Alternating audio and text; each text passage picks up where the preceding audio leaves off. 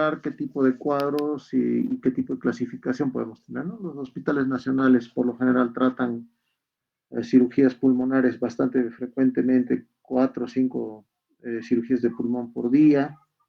En hospitales nacionales, acá en la región, normalmente podemos hacer varias cirugías también al mes, un promedio de 6 a 7 cirugías por mes pulmonares en el Seguro Social.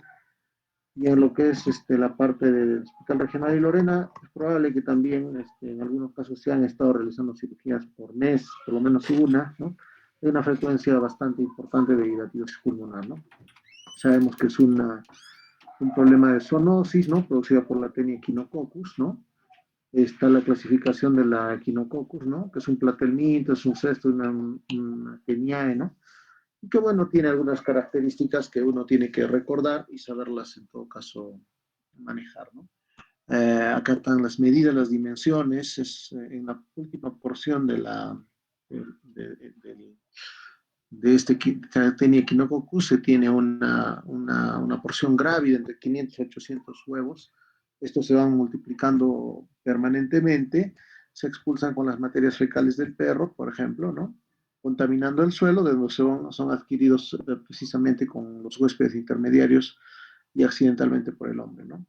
La forma larvaria es la embrionaria, que tiene justamente el hexacanto con 6 ganchos, que se abren camino por las paredes intestinales hacia la procura de los vasos sanguíneos de la vena porta, y luego por las suprahepáticas pueden también distribuirse hasta llegar a la parte pulmonar, ¿no? El ciclo de Loeffler que todos conocemos se va a dar en este tipo de parasitosis, ¿no? El ciclo evolutivo, obviamente pueden, de acuerdo a ello, esquematizarse estas gráficas, como por ejemplo la bolsa hidátide, donde están las vesículas, el líquido hidatídico, ¿no? El embrión hexacato que ya vemos que mide entre 25 a 30 micrómetros, ¿no? El excólex, que es el gancho que tiene en la cabeza del parásito, lo que va a engancharse justamente en las paredes intestinales, por ejemplo, ¿no? Para producir este tipo de parasitosis, ¿no?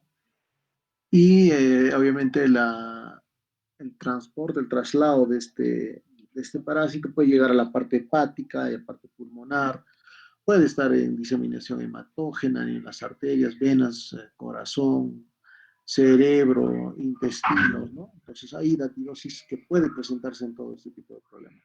Sin localizaciones. En el tejido celular subcutáneo de igual manera, cuando hay, por ejemplo, una eclosión o una complicación de las múltiples vesículas hidatídicas, pueden desarrollarse a lo largo de la parte muscular, en la piel, en el tejido celular subcutáneo. En realidad puede tener gran cantidad de localizaciones, ¿no?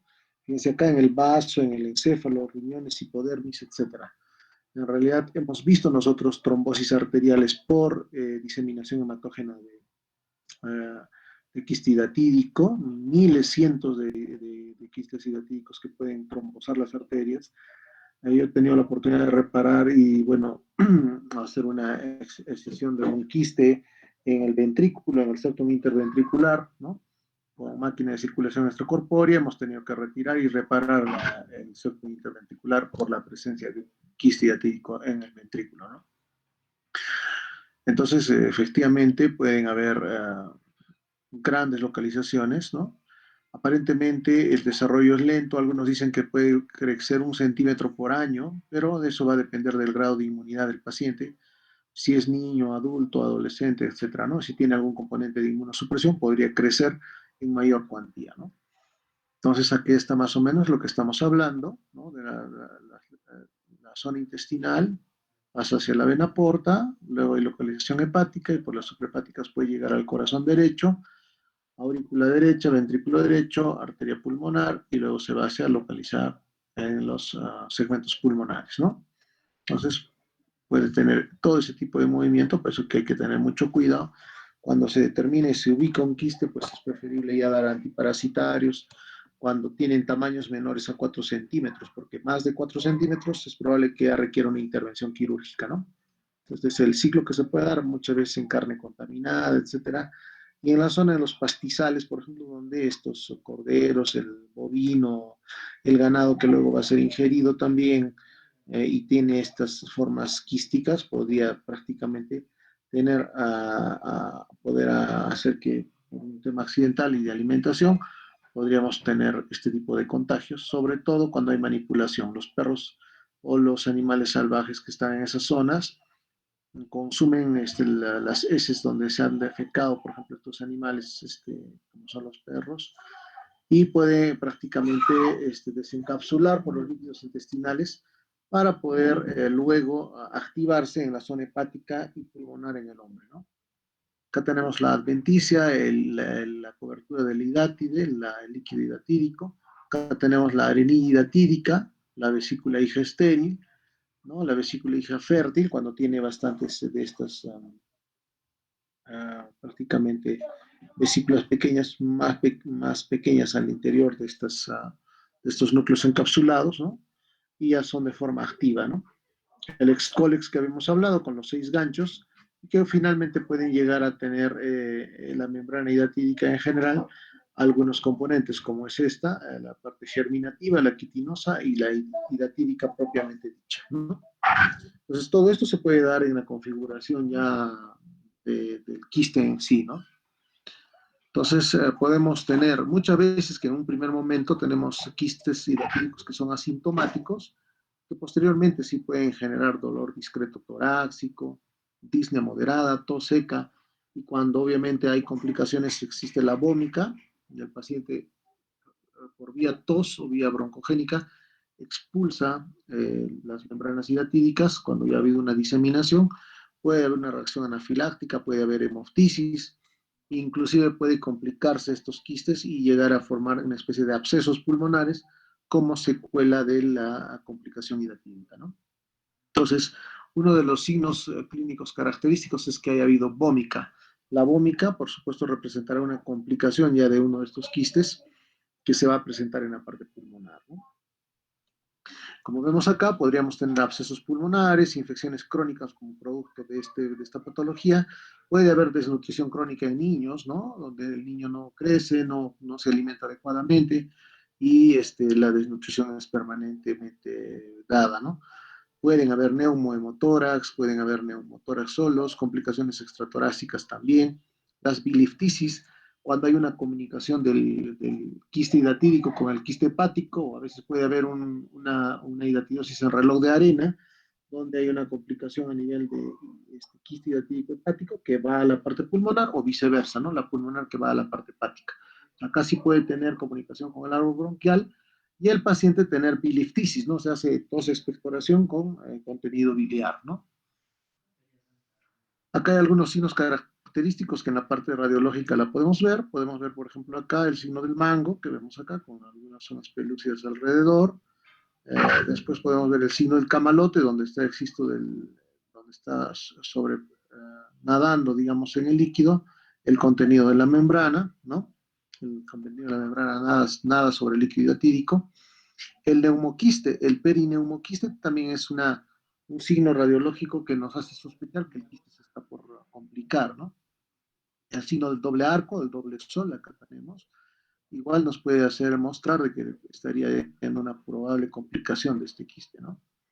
Luego tenemos el signo del doble círculo, que puede superponerse o sobreponerse dos quistes no complicados, y que esto podría dar una imagen de doble sol, ¿no? Entonces el doble círculo, ¿no?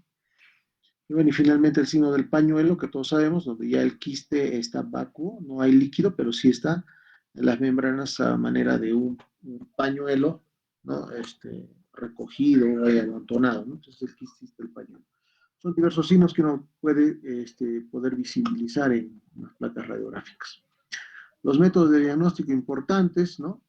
Acá tenemos los directos y los indirectos. Si vamos a hablar de las reacciones serológicas, que son las más importantes que nos interesan para saber si hay o no hay una hidatidosis pulmonar, o en general en el organismo, podemos tener respecto a sensibilidad y especificidad, que la más sensible y más específica es el Western blot, ¿no? El Western blot es la reacción serológica más sensible y más específica para determinar hidatidosis, ¿no? Pulmonar en este caso, ¿no? Los otros métodos de diagnóstico, siempre corroborar. Cuando hay hidatidosis pulmonar, tenemos que pedir una ecografía hepática. Y si es que el cirujano general o el gastroenterólogo valora una ecografía y hay una hidatidosis hepática, tenemos que hacer el examen en la parte pulmonar. Viceversa, ¿no? Es importante conocer el dato, si hay lesión pulmonar y hepática, ¿no? Siempre descartar. Acá tenemos un quiste hiatídico, tenemos bordes regulares, un contenido homogéneo radiopaco, redondeado en el lóbulo inferior izquierdo, aparentemente que está superponiéndose en la silueta cardíaca, ¿no? Acá tenemos doble quistes, serían ya quistes bilaterales, ¿no? El lóbulo inferior derecho, el lóbulo superior izquierdo. Acá tenemos quistes múltiples, acá está el doble sol, o el doble arco también, se le puede decir acá, un quiste superpuesto, tenemos 1, 2, 3, 4, 5, 6, hasta 7 quistes, ¿no? Localización múltiple. Y bueno, eso es en placa radiográfica. En placa tomográfica podemos verlo de esta manera, un contenido medio homogéneo donde se pueden ver las membranas. Y cuando hay un neumoperiquiste, podemos sospechar que estaría por romperse o por plicarse el quiste, ¿no? Si hablamos de tamaños, decimos un quiste pequeño hasta 4 centímetros, el cual se puede tratar hasta 4 centímetros con antiparasitarios, medianos hasta 8 centímetros, grandes hasta 12 centímetros, gigantes mayores a 12 centímetros, ¿no? En cuanto a cantidad, puede ser hidatidosis múltiple, hidatidosis única, dependiendo de dónde se encuentra, ¿no? Puede ser unipulmonar, de acuerdo a la ubicación pulmonar, ¿no? También de acuerdo a la complicación, si el quiste está complicado o no está complicado, también podemos darle la denominación.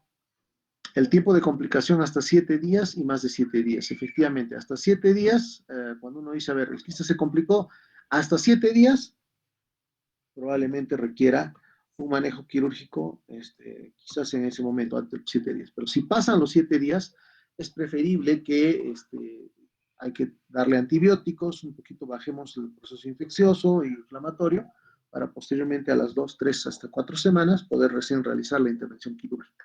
De eso va a depender mucho si el quiste está complicado o no está complicado, ¿no? Ahora, las variantes, por supuesto, tendrá que verse en lo que es sexo, edad, estado general, anemia, hemoptisis.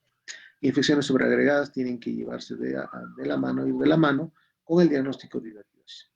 Y bueno, según los órganos comprometidos, podemos ver hidatidosis pulmonar, hepática, intestinal, renal, cerebral, etcétera, de acuerdo a la localización, ¿no? Entonces es importante mencionar en lo que es tratamiento médico, podemos dar antibióticos, antiinflamatorios, drenaje postural, antitusígenos, ¿no? Para mitigar un poco los síntomas. Y para el antiparasitario, cuando el quiste está complicado, por ejemplo, el albendazol, ¿no? Este tratamiento de antiparasitario no es frecuente cuando el quiste aún no está complicado, porque cuando damos antiparasitarios antes de que se complique el quiste, podríamos tener mayor repercusión ventilatoria si hay una reacción anafiláctica de este tipo, ¿no? Y el tratamiento quirúrgico es el único que puede proporcionar por lo menos una especie de curación si es que retiramos todo el contenido quístico, ¿no? Muy bien, entonces hay algunas técnicas que ustedes tienen que saber y recordar, como la más famosa es la técnica de Barrett, donde se aísla el parásito, se inactiva, ¿no? Se inactiva con solución, digamos, hipersodio. Podemos utilizar también isodine solución, pero la solución hipersódica es la que más inactiva el quiste entre 3 a 5 minutos, luego de haber aplicado a la membrana, digamos, al quiste en general. Luego se hace una paraquistectomía o se hace una quistectomía pulmonar, luego se hace el tratamiento de la cavidad, se cierran las fugas bronquiales y luego se puede hacer un capitonaje. O básicamente, si es que esto no procede, se hace una resección pulmonar, una lobectomía, cementectomía, neumonectomía, dependiendo del caso, ¿no? Hay otras técnicas como la de Velar de Pérez Fontana, es una resección de adventicia. Podemos tener la técnica de Armand Hugon, que es la técnica del parto, y otras técnicas como la de Allende Langer, las cuñas, resecciones segmentarias y lobectomías, ¿no? Acá tenemos, por ejemplo, lo que es la de técnica de Barrett, ¿no? Donde en la técnica de Barrett, por ejemplo, tenemos la hidatidocentesis, en la imagen A, se hace una aspiración de líquido hidatídico, sale cristal de roca. Luego, cuando este líquido es cristal de roca y se va a colocar el hipersodio, hacemos una hidatosíntesis y la extracción de la membrana hidatídica. Se abre una quistomía y se retira, inactivando todo el quiste con el hipersodio, ¿no? Acá, por ejemplo, tenemos la hidatosíntesis que habíamos hablado y acá tenemos la técnica del parto, ¿no? Donde prácticamente resecamos la zona cercana a lo que es el quiste hidatídico y podemos retirar todo lo que es el contenido a un lugar de colección con hipersodio, por ejemplo, ¿no?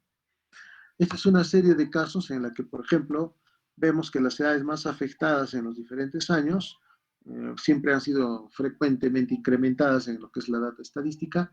Los masculinos es un poco más predominante que el femenino en esta serie de casos, y las edades más afectadas, decíamos, están entre los 21 años hasta inclusive entre los 11 a 20 años, 21 a 30 y 31 a 40. Fíjense que tiene bastante preponderancia estos grupos etarios, ¿no? Entonces, a toda edad en general se puede presentar, fíjense, cada uno a 10 años, 41 a 50, todas las edades están afectadas ante la posibilidad de tener hidratidosis pulmonar. Pero aquí estas edades serían las más frecuentes, de 21 a 30 años y de 11 a 20 años, como hemos visto, ¿no? Muy bien, acá tenemos la cantidad de lesiones que se podrían dar por quiste hidatídico en esta serie de casos. Estamos hablando de que hay una mayor incidencia en un hiperpulmonar que la bipulmonar, ¿no? Tenemos una hidatidosis bilateral múltiple, por supuesto, donde ya prácticamente no hay contenido pulmonar parenquimal, y entonces hay que ver algunas opciones de ayudarle a este paciente, ¿no? De igual manera, podemos ver que entre los complicados es la gran mayoría, quistes complicados, los no complicados son una menor cantidad y los mixtos una menor cantidad. Quiere decir que muchas veces el paciente ya llega a las emergencias, a los hospitales, cuando ya se ha complicado el quiste, ¿no? Este es luego de una técnica del parto, ¿no? Acá vemos la localización más frecuente que se puede dar de los quistes, que son en la zona basal por la gravedad probablemente, 362, 29% y 26% en el lado derecho y en el lado izquierdo. Eso hay que recordarlo siempre y saber que la frecuencia mayor está en las bases pulmonares, ¿no? Las técnicas más empleadas en esta serie de casos, y hasta ahora, es la quistectomía más cuponaje.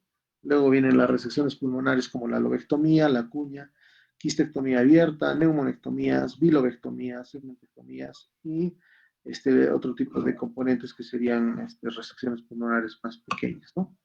Tenemos la técnica del parto, la de Armand-Nugón, donde se saca la perimembrana, ¿no? A ese nivel, y luego sale el quiste enterito, ¿no? Entonces,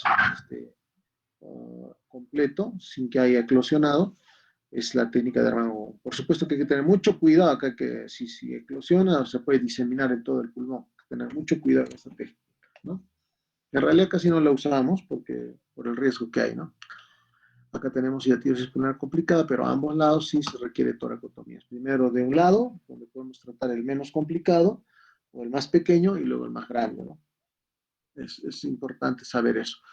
Digamos, tenemos un quiste en el pulmón izquierdo y en el pulmón derecho, donde en el pulmón izquierdo es el más grande y en el izquierdo es el más pequeño.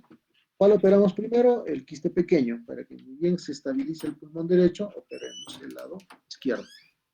Entonces, siempre tratar de solucionar el lado menos complicado si es que no ha reventado, no ha complicado el lado que está con el quiste mayor, ¿no? Acá tenemos quistectomía, se retiró parte del lóbulo medio y se ha hecho un capitonaje y también una sutura de bordes del lóbulo.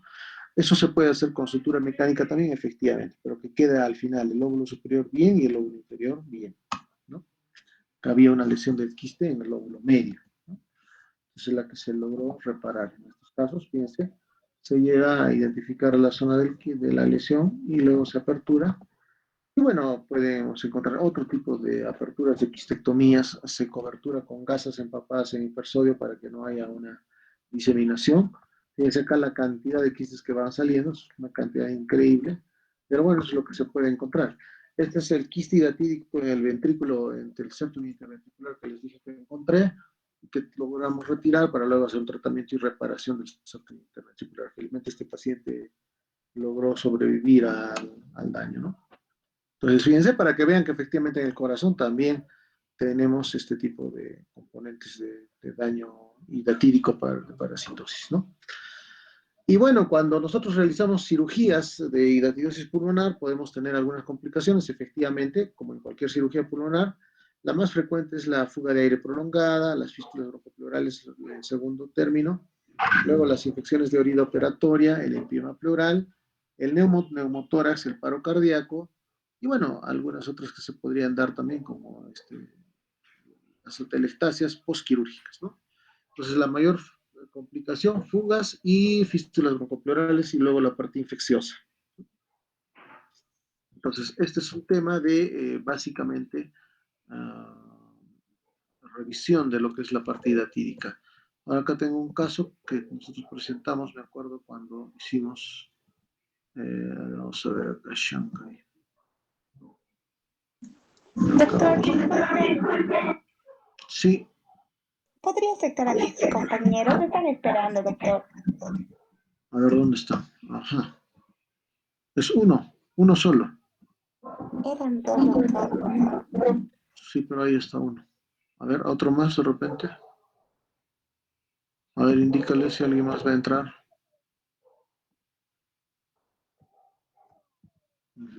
Entonces vamos a ver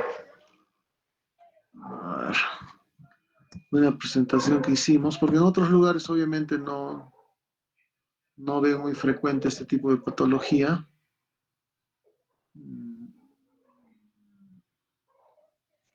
Vamos a ver.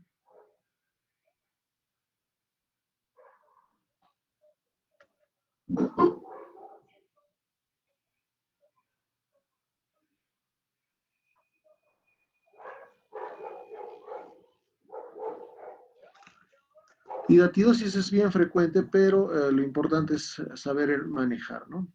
Aquí, por ejemplo, tenemos un caso de un pacientito de 8 años que nosotros operamos básicamente en el Doctor, hospital.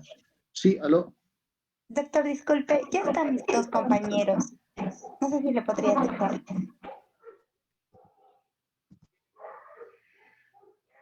Gracias, doctor. Muy bien, entonces aquí tenemos, por ejemplo, el caso de Oscar, es un niño de 8 años, ¿no?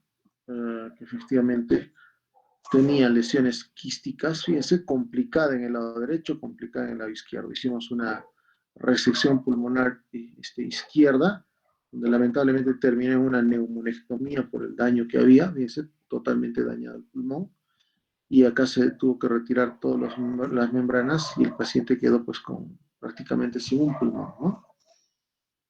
Entonces, ¿por qué? Porque el quiste era bastante gigante, ¿no?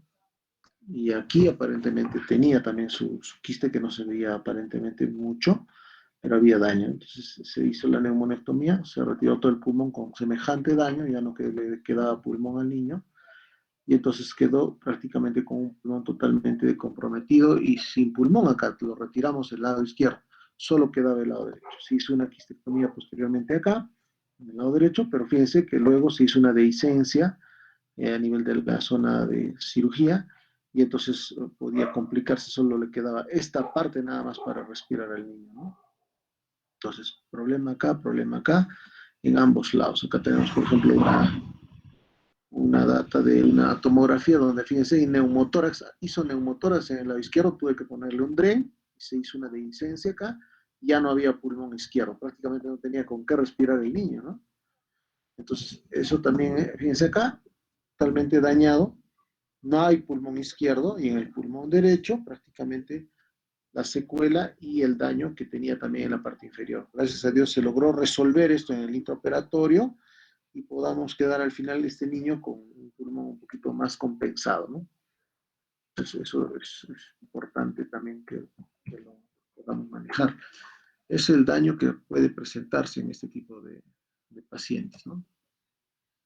Entonces vamos a ver, no sé si tengo acá la posibilidad de ver, se llama Tunquipa. Al final quedó este niño con, si bien es cierto, al daño secuelar, pero veamos acá.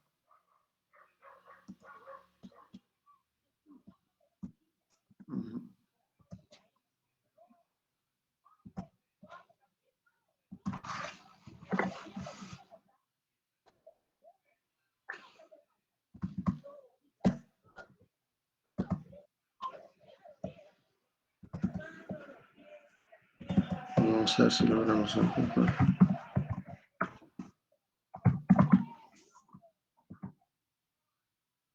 Con Kipa Román Oscar.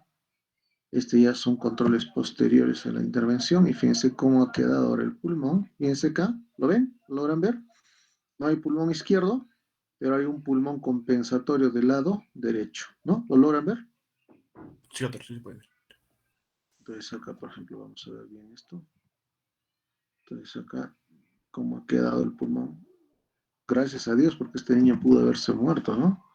Y con semejante a eso fue un caso que lo presenté en China y quedaron asombrados también ahí cómo se pudo de alguna manera compensar. Miren, este niño, y no hay pulmón izquierdo, pero fíjense el lado derecho, como el pulmón sabia es la naturaleza que compensa el lado izquierdo. Fíjense el grado de afectación que pueden tener estos pacientes por el efecto de la hidatidosis. Entonces tenemos que tener mucho cuidado en desparasitar a los niños, en hacer el control del lavado de manos, porque miren, estos niños en el campo, por ejemplo, y este niño es un niño que vive en Santiago, ni siquiera es del campo, nada, es un niño que tiene inclusive padres educadores, todo, pero fíjense cómo ha compensado el pulmón, ¿no? Eso es importante saber esto. Entonces, sí o sí, necesitamos manejar ese tipo de pacientitos y que obviamente requieran, acá, vamos a ver acá, listo. Muy bien, entonces eso es lo que podemos ver en hidatidosis pulmonar. ¿Alguna pregunta hasta acá, por ejemplo? Sí, en realidad hay múltiples casos para presentar en hidatidosis. Inclusive creo que con sus compañeros del anterior semestre está haciendo una publicación en una revista de hidatidosis. Bueno, es cuestión ya que ustedes también tengan el entusiasmo y todo de publicar, ¿no? Algunos casos. Muy bien, entonces esto podemos decir respecto a hidatidosis, ¿no? Hidatidosis es un capítulo bastante extenso, pero que requiere obviamente conocer los aspectos básicos del tratamiento quirúrgico, ¿no? Ya, entonces, hasta acá está claro lo de hidatidosis, jóvenes. Sí, doctor.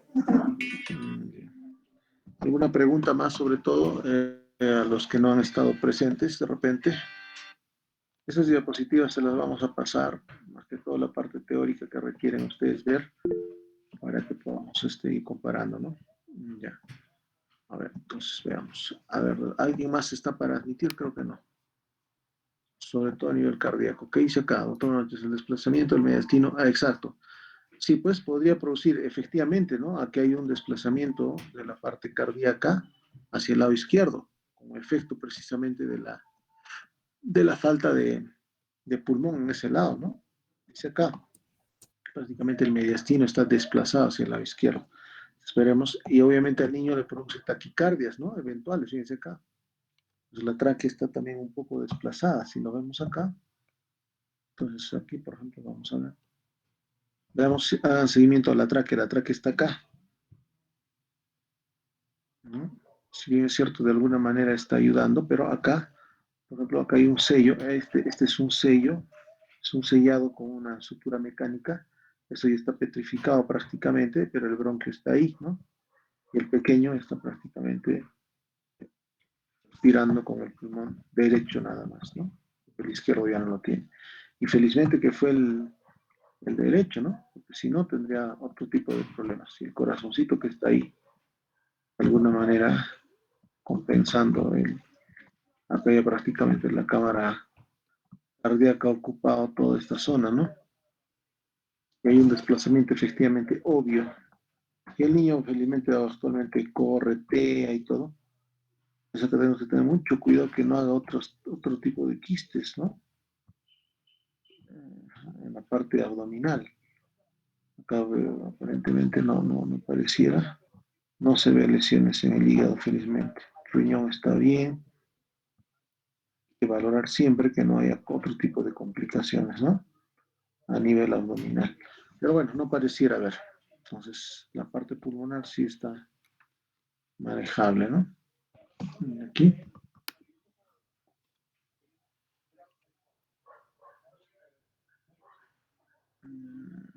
Muy bien, el corazón está compensado al momento. Listo, chicos. Entonces, esto es la parte de hidatidosis.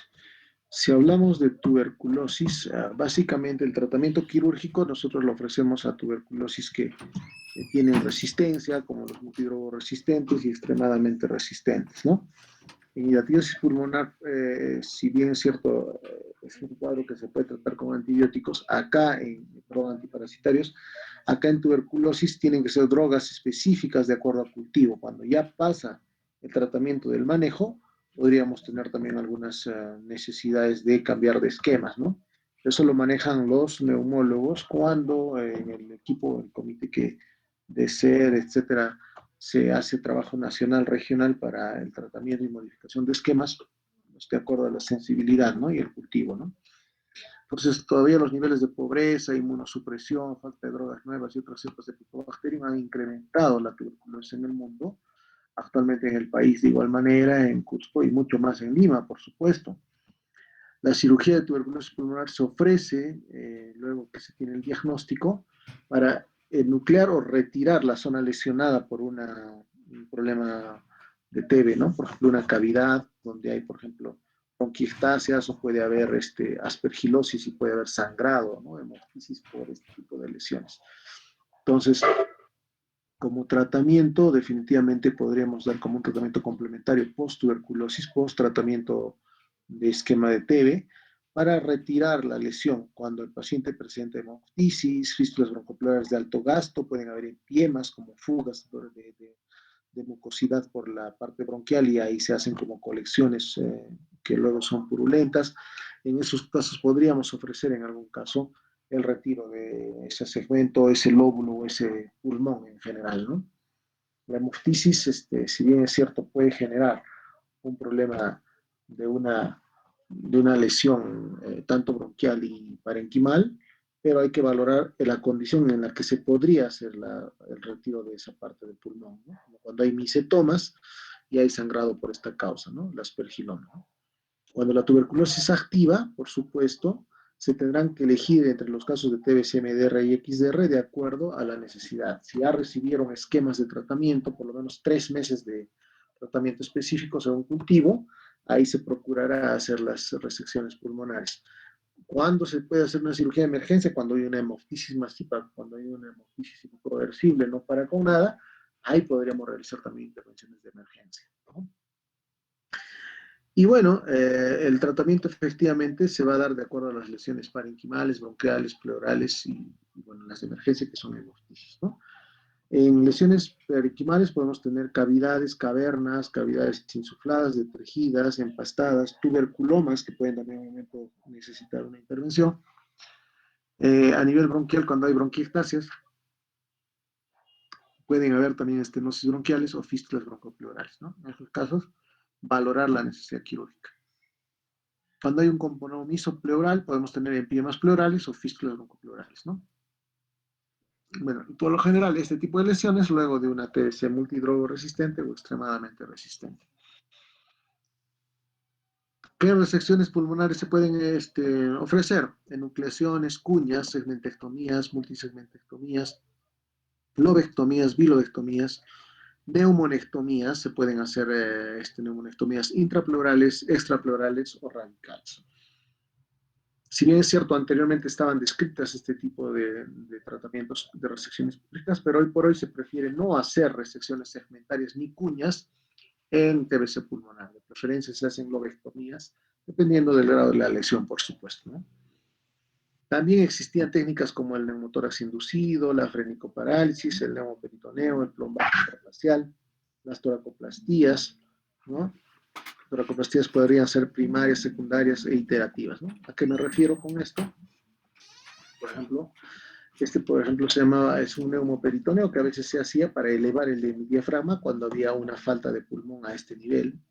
Se podía hacer el plombaje extrafacial con pelotitas de ping-pong para rellenar cavidades, como ven acá, pero como habían infecciones posteriores o habían secuelas también a ese nivel, entonces se decidió ya no hacer este tipo de, digamos, de tratamientos que se llamaban colapsoterapias, ¿no? Los músculos podrían caer hacia ese lugar, pero comprimiendo con esas pelotitas. Las toracoplastías parciales, como en este caso, se sacan 1, 2, 3, 4, 5 arcos costales, o a veces 7 arcos costales y a veces todos los arcos costales, como ven acá. Prácticamente había una fuga bronquial importante luego de una tuberculosis, se tuvo que hacer una toracoplastía, donde todos los músculos cayeron a un lado y se quedó obviamente sin pulmón y sin costillas el paciente, ¿no? Entonces todo esto se llama toracoplastía complementaria, ¿no?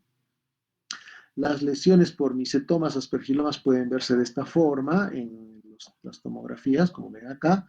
Pueden haber bronquiectasias, cavidades detejidas y también empastadas o zonas de misetoma, ¿no? Como vemos acá, acá tenemos otro misetoma, un hongo, que genera bastante neovascularización y probable sangrado y hemoptisis también, ¿no? Que está el hongo, ¿no? El contenido. Acá vemos en una imagen tomográfica. Cuando operamos a estos pacientes con tuberculosis, sobre todo los que tienen problemas de MDR y XDR, porque se supone que una tuberculosis que no es MDR ni XDR, esperamos a que haga tratamiento con los esquemas establecidos y luego valoramos quirúrgicamente si va a convenir o no alguna resección, ¿no? Pero lo que tenemos que saber en este tipo de inclusión de pacientes, ¿quiénes entran a tratamiento quirúrgico? Pacientes con tratamiento adecuado con drogas de primera y segunda línea, sin resultados favorables, ¿no?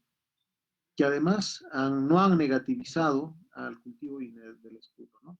Entonces, pacientes que ya recibieron primer esquema, segundo esquema y que siguen siendo positivos en cultivo de esputo, ¿no? Esos pacientes podrían necesitar intervención quirúrgica. ¿Qué otros pacientes? Pacientes con lesiones localizadas como para practicar resecciones pulmonares. Por ejemplo, si hay una lesión en el lado derecho o en el lado izquierdo y que luego de una resección va a quedar un buen parénquima pulmonar contralateral, podríamos también incluirlo dentro de una necesidad quirúrgica, ¿no? A ese paciente. ¿Qué otro criterio de inclusión tenemos? Tejido pulmonar remanente relativamente libre de la enfermedad. O sea, si hay buen tejido pulmonar que vaya a soportar la vitalidad del paciente luego de una intervención quirúrgica, ¿no? Entonces, hay que tener riesgos quirúrgicos aceptables y suficiente reserva pulmonar. Si bien es cierto, muchos de ellos por hemoptisis no pueden hacer su espirometría, pero se puede hacer un scan ventilación-perfusión para valorar los volúmenes de reserva pulmonar y de acuerdo a eso ver si operamos o no operamos a estos pacientes, ¿no? ¿Qué otros pacientes entran a esta necesidad quirúrgica? Pacientes que hayan recibido por lo menos 3 meses de tratamiento anti-TBC, lo que les decía, ¿no? Con drogas de acuerdo a la sensibilidad previamente establecida. Si han recibido 3 meses de tratamiento, pues es probable que requieran un procedimiento quirúrgico, ¿no? Otros pacientes que deben entrar en nuestros criterios para cirugía pulmonar en TB, pacientes con TBC multidrogoresistentes que negativizan con el tratamiento, pero alternan con periodos de positividad. Quiere decir, si se da un esquema de tratamiento anti-TB y luego que están negativos, vuelven a positivizar, luego negativizan y luego positivizan en ese plan, hay que intentar retirar el contenido, digamos, cavitario en el pulmón, ¿no? Después, pacientes con tuberculosis multidrogoresistente con lesiones avanzadas no resecables y susceptibles a terapia y colapso. Claro, en estos casos también podría darse, si necesitamos hacer una colapsoterapia o una toracoplastía y el paciente tiene lesiones avanzadas que son irresecables, que además podríamos tratarlo con colapsoterapia, podríamos ver la posibilidad quirúrgica, ¿no? ¿Cuál es el objetivo del tratamiento quirúrgico de la tuberculosis? Permitir la conversión del esputo positivo en negativo. Ese es el principal objetivo. Extirpar el principal foco de lesión o de infección del Mycobacterium tuberculosis. Muchas veces hemos tenido pacientes XDR inclusive, que retirando de la cavidad donde está formándose o está el bacilo, el paciente se cura, ¿no? Entonces eso da grandes expectativas para lo que es el tratamiento quirúrgico pulmonar. Después hay que disminuir la probabilidad de contagio a otras personas. Por supuesto, cuando negativizamos al paciente habrá menos posibilidad de contagio, ¿no? Y disminución de los costos de demanda que demanda el tratamiento prolongado anti-TB, ¿no? Efectivamente, el paciente ya sin la recepción, sin la zona, digamos, sin el nicho donde está el micobacterio en el pulmón, por supuesto se curará y ya no necesitará drogas por lo menos ya mucho tiempo, ¿no? Entonces es importante el objetivo de hacer tratamiento quirúrgico a estos pacientes, ¿no? ¿Qué cuidados hay que tener en el preoperatorio para llegar a operar a un paciente con TB? Primero, el tratamiento previo menor a 3 meses, ¿no? Es importante, con pruebas de cultivo y sensibilidad y especificidad. Debe haber pruebas de función pulmonar, la espirometría si es que es posible, o si no, las pruebas de ventilación-perfusión o scan ventilación-perfusión, ¿no? Donde como cuando se hace perfusión para el corazón, también se hace perfusión para el pulmón. Y ahí vamos a ver el porcentaje de pulmón que todavía le queda al paciente para poder hacer la cirugía, ¿no? Estudios radiológicos, tomográficos, efectivamente, soporte nutricional, el paciente tiene que entrar en buenas condiciones, bien estudiado, sin otras comodidades que hay que controlarlas en todo caso, ¿no? Y bueno, exámenes de rutina para el manejo quirúrgico, ¿no? Hemograma, tipo coagulación, grupo y factor, examen de orina, todo lo que corresponda a la parte prequirúrgica.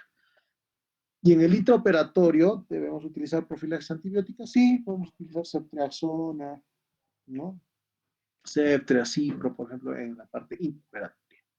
Una vez operando, ya posteriormente valoramos, de acuerdo al cultivo, la necesidad de continuar o no antibióticos, ¿no?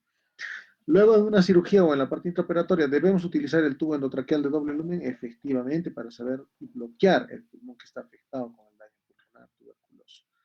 La toracotomía posterolateral estándar es la que se practica en todas. Se hace una meticulosa técnica operatoria también, ¿no? Se extirpa todo el tejido lesionado, se evita la excesiva desvitalización del pulmón bronquial, quiere decir que no hay que pelar mucho el bronquio para que no se abra. Y si se va a cerrar, de preferencia se cierra con una autosutura, ¿no? Eso también hay que tenerlo en cuenta, ¿no? Muy bien, entonces. Bueno, y lo que habíamos hablado, hay que evitar las resecciones en cuña o segmentarias, de preferencia son lobectomías. Acá tenemos el tubo de doble lumen, hay un tubo bronquial, un tubo traqueal, se tiene que valorar hacia qué pulmón está ingresando y cuál es el que necesitamos trabajar, ¿no? En el posoperatorio tenemos que manejar tratamiento antituberculosis después de una cirugía de tuberculosis pulmonar, entre 12 a 24 meses, por lo menos hasta 2 años hay que darle el tratamiento de esquema anti-TB, según la baciloscopía y el cultivo, eso también es importante, ¿no? Operamos al paciente, pero luego hay que darle tratamiento anti-TB hasta por 2 años. Acá tenemos más lesiones misetomatosas en el nivel pulmonar por la parte de tuberculosis, ¿no? Todas lesiones mayores apicales, que tenemos más lesiones, ¿no? Y acá podemos tener algunas lobectomías o segmentectomías también que se pueden practicar, donde hay ectasia bronquial y hay misetoma. El misetoma genera mucho sangrado y muchas veces hemoptisis, ¿no? Entonces, eso es importante cuando uno maneja tuberculosis, ¿no? Aquí también vemos lesiones apicales. Por lo general, en tuberculosis vamos a tener lesiones apicales. Acuérdense que es la localización más frecuente de TB en las zonas apicales, ¿no? Acá tenemos mucho tejido adherencial, que es sangrante, se va liberando poco a poco para retirar el que está afectado, ¿no? El segmento o el pulmón afectado.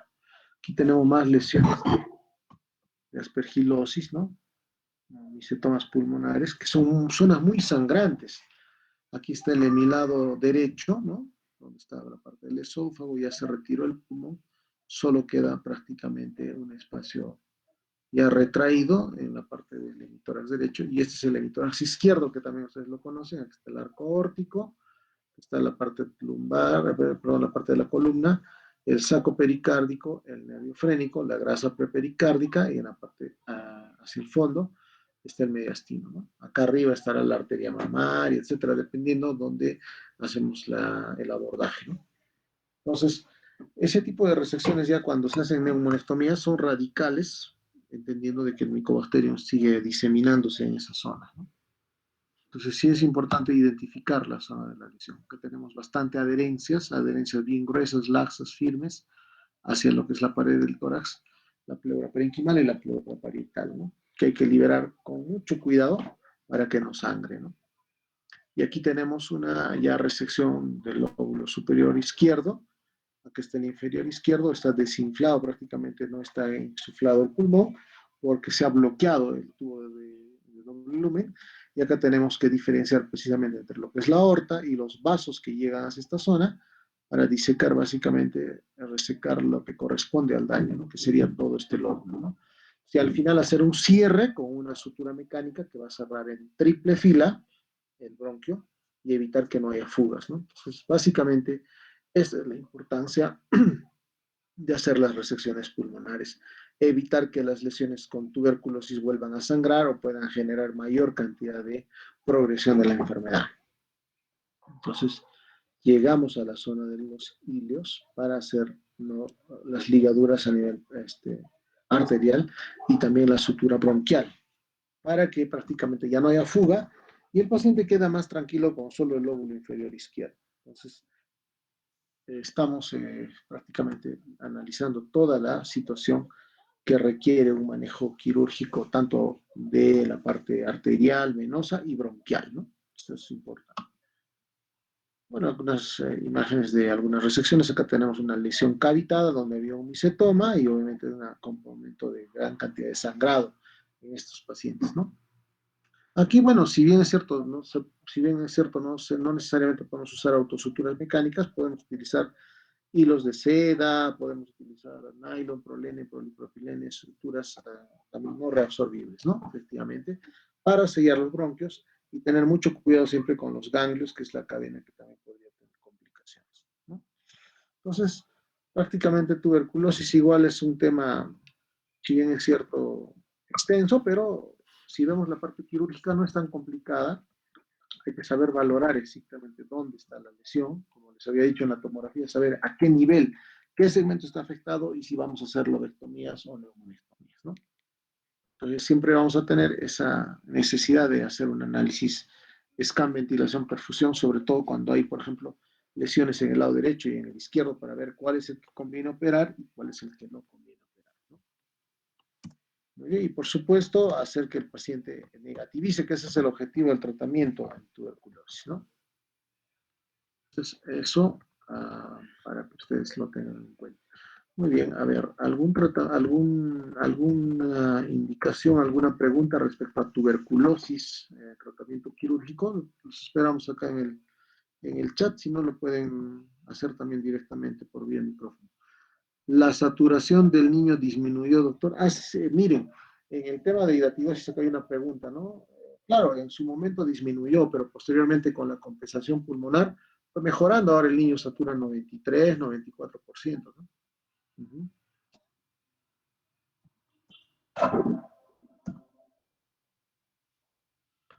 Sí, pero es increíble cómo se compensa también la parte pulmonar, ¿no? Gracias a Dios, porque imagínense un niño de 18 años sin un pulmón y 3/4 partes del pulmón derecho, pero ha logrado expandirse adecuadamente el pulmón, ¿no?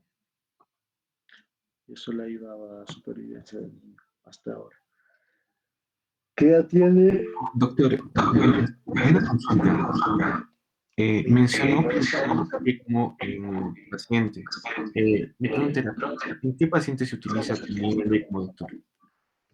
Bueno, en este caso no hemos utilizado ECMO, lo que hemos utilizado es una máquina de circulación extracorpórea. El ECMO es un dispositivo que bypassea también lo que es la parte pulmonar, cámaras cardíacas derechas o izquierdas, pero se utiliza, por ejemplo, en casos, por ejemplo, de resecciones pulmonares, cuando hay complicaciones de neumonías severas, para prácticamente ayudar. Es un dispositivo de asistencia ventricular. Ayuda prácticamente a que en vez de que se desgaste mucho las cámaras cardíacas derecha-izquierda, el ECMO ayuda a ese trabajo desde el ventrículo, ¿no?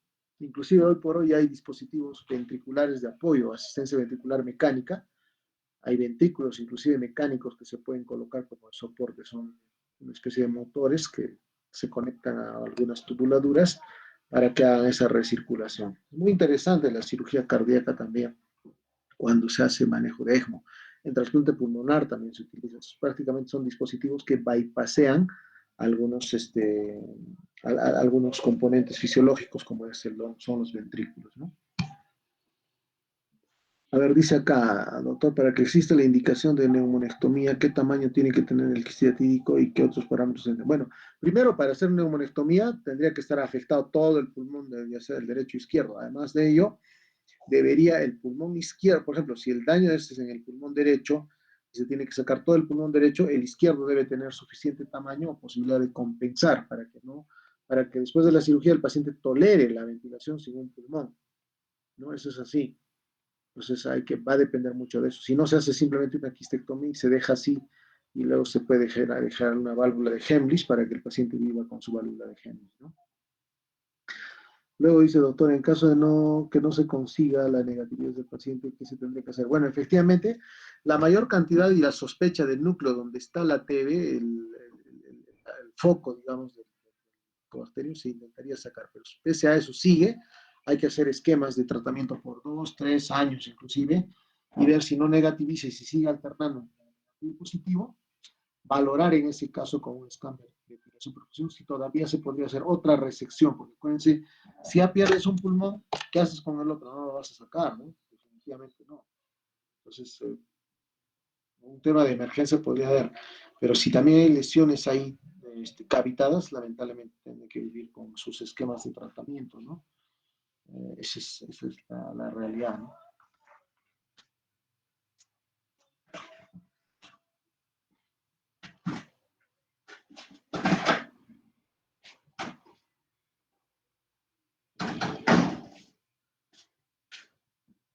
A ver, tengo otra.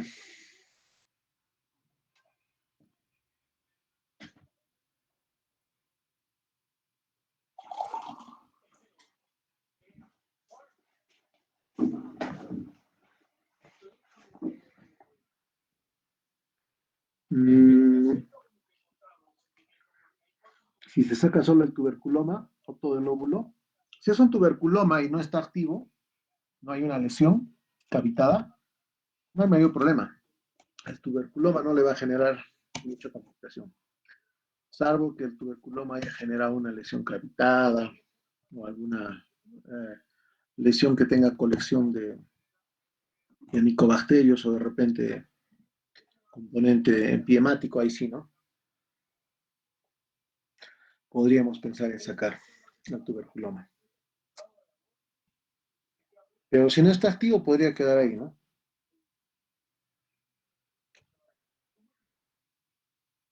Ahora, por supuesto, si el tuberculoma ha afectado una gran cantidad del óvulo y ya le esté generando disfunción, también se podría sacar. Pero no he visto muchos tuberculomas muy grandes, ¿no?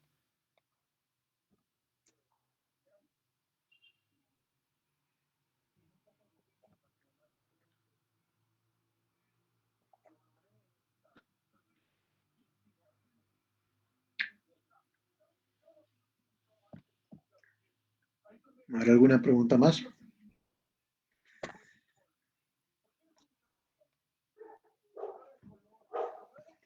Yo voy a pasarles a los delegados.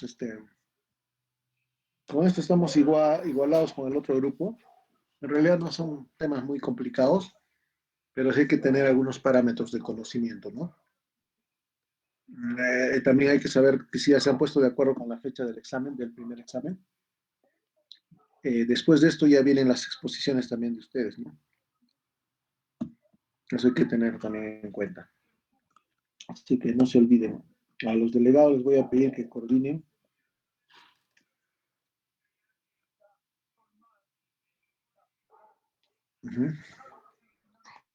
Que coordinen la fecha y el día. Tienen que dar a la misma hora.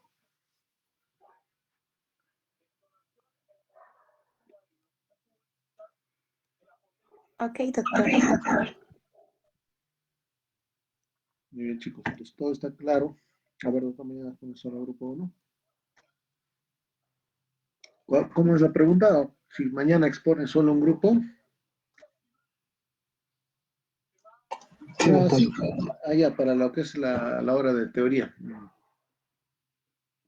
Vamos avanzando. Dijimos que por si acaso prepararan los dos grupos que vienen a continuación, pero por lo general se avanza el primer grupo, si alcanza tiempo, avanzamos con otro también, ¿no? Entonces, desarrollar los puntos va a depender también del avance de las exposiciones.